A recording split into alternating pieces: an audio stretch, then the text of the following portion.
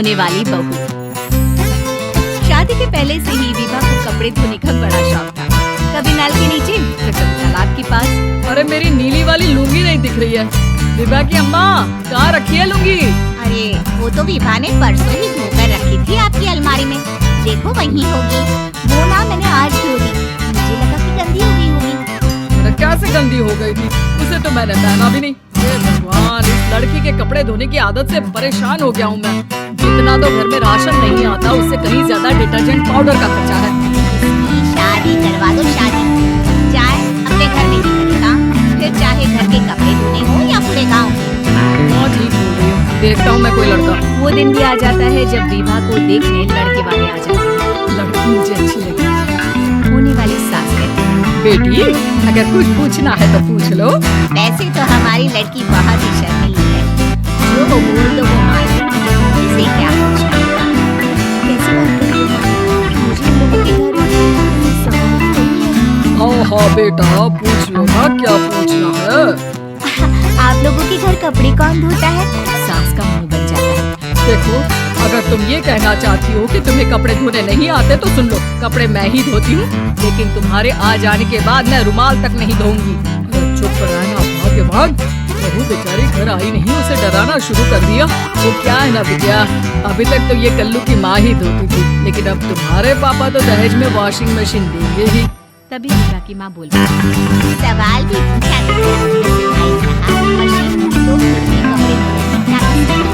मतलब जो विद्या दे रहे हैं ना विभा, इससे कपड़े धोने का बहुत शौक है। ये आप लोगों के क्या आस पड़ोस गाँव मोहल्ले सबके कपड़े धो दे और उफ तक ना करे। बाहर देखा नहीं आपने कितने कपड़े सूख रहे हैं? सब हमारी विद्या नहीं धो रहे हैं। बस भी करो ना माँ, शर्म आ रही है तारीफ सुनकर। और तो एक दाग निकाल कर दिखाओ तो मान जाओ। हाँ माफ करना बेटा, मैंने गलत समझा। हमें तो रिश्ता बहुत पसंद है। और ऐसे जुड़ जाता है रिश्ता कपड़े धोने का शौक रखने वाली विभा का।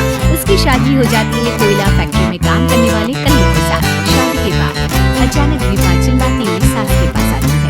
सासू माँ, अरे सासू माँ कहाँ है आप? ये तो धोखा है, धोखा दिया आप लोगों ने मुझे। बारे में पता चल गया।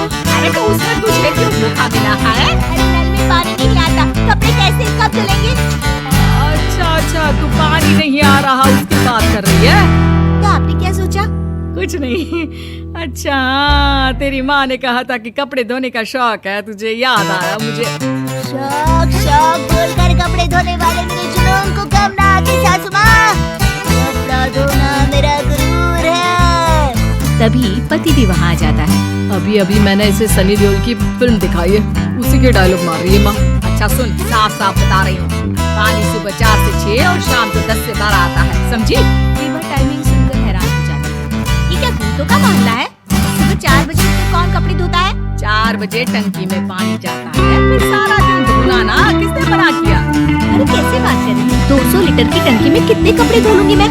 सुबह ही उठ जाऊंगी मैं। अब क्या था, विभा सुबह 4 से लेकर रात के 12 बजे तक कपड़े ही धोती रहती। एक रोज सास पड़ोस से निकल कर कहीं जा रही होती है कि साथ वाली कहती है, हाँ कल्लू की माँ जरा ये बताओ कि 2 साड़ी है, 2 ब्लाउज और एक पेटीकोट और एक नाड़ी वाला लंबा कच्चा। हाँ तो अरे तो क्या कितना लोगी भलाई ये बताओ। हम क्या, हमारे सरकारी नौकरी से अभी रिटायर हुए हैं, बेटा सुपरवाइजर है कोयला फैक्ट्री में, 2 बन समझ रखा है हमें।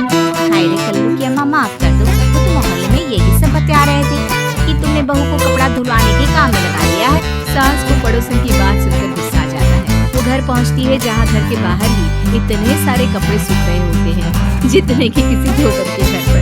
अरे ओ कल्लू की दुल्हन, बाहर निकल। आ जाओ बाबू, मेरे चादर धो रहे हैं हम। अरे अभी हम धोते हैं, तुमको बाहर निकलो।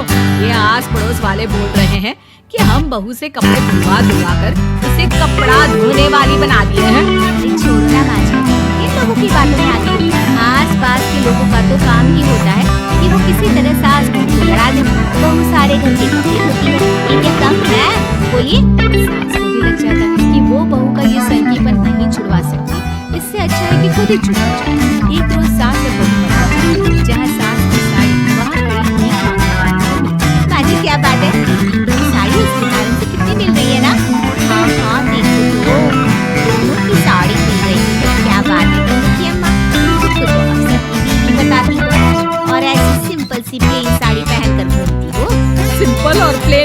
ये साड़ी। क्या सोने के धागे से फूल बने हैं? कुछ भी सासू माँ, कुछ भी। हाँ, बने थे इस साड़ी में सोने के धागे से फूल। मेरे पति लेकर आए थे मद्रास से स्पेशली मेरे लिए 10,000 की। ताहले भाई साहब इस भिखारन के लिए भी सेम टू सेम साड़ी लेकर आए होंगे 10,000 की। सास उस वक्त कुछ नहीं कहती, लेकिन बहू के साथ घर आती है और अलमारी से एल्बम निकाल कर लाती है। ये साड़ी देख रही है, ये वही साड़ी है जिसे मैंने अभी पहना था। इस साड़ी में ये जो चमकदार फूल दिख रहे हैं ना, ये सोने के धागों से काढ़े गए हैं। लेकिन तू लोकल वॉशिंग मशीन ब्रश से घिस कर सारे फूलों को निकाल कर साड़ी प्लेन कर दी। मुझे माफ कर दीजिए सासू माँ। और तो और, जब मैंने तुझे तेरी गलती के लिए कुछ नहीं कहा, लेकिन तूने तो सबके सामने मेरा मजाक ही बना दिया। क्यों? बहू को समझ में आ जाता है कि अब से उसका कपड़े धोना बंद।